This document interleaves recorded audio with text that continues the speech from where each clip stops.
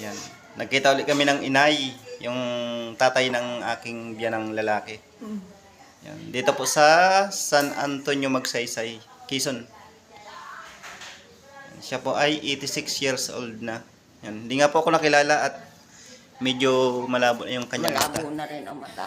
Malabo ng mata. Pero yung pandinig niya ay mali. Ay, ako naman ay pandinig ko eh. Mas bingi pa ata ako dito kay inay. Kasi minsan ako'y nabibingi, si inay ay hindi. Oo nga. Oo. Ako ayos pa ang pandinig ko. Huwag lang talagang malayo at mahina. Talagang hindi niyo naririnig. Mm-mm. Pero kung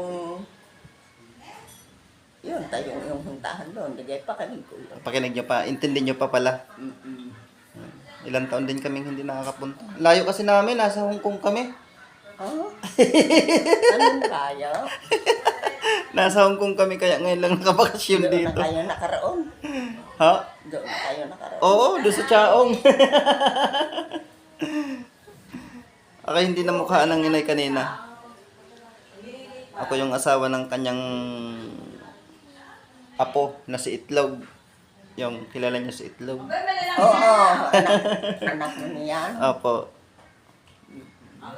Ngayon lang wala. Hindi nakasama yung aking mag-ina at may mga halak. Yung mga sipon. Opo, may mga sipon kaya hindi nakasama at malamig pati ang panahon. Oo.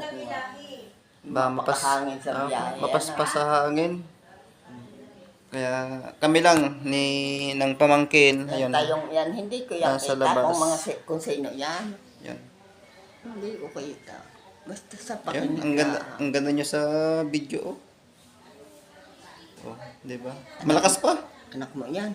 Hindi po. Tayo yan. Ako ga yan. Oh, Anak ko. binibidyo ko kayo. Tayo. Dalawa tayo. Sila, hindi ko naman kita. Yan nyo na, sila namang makakita.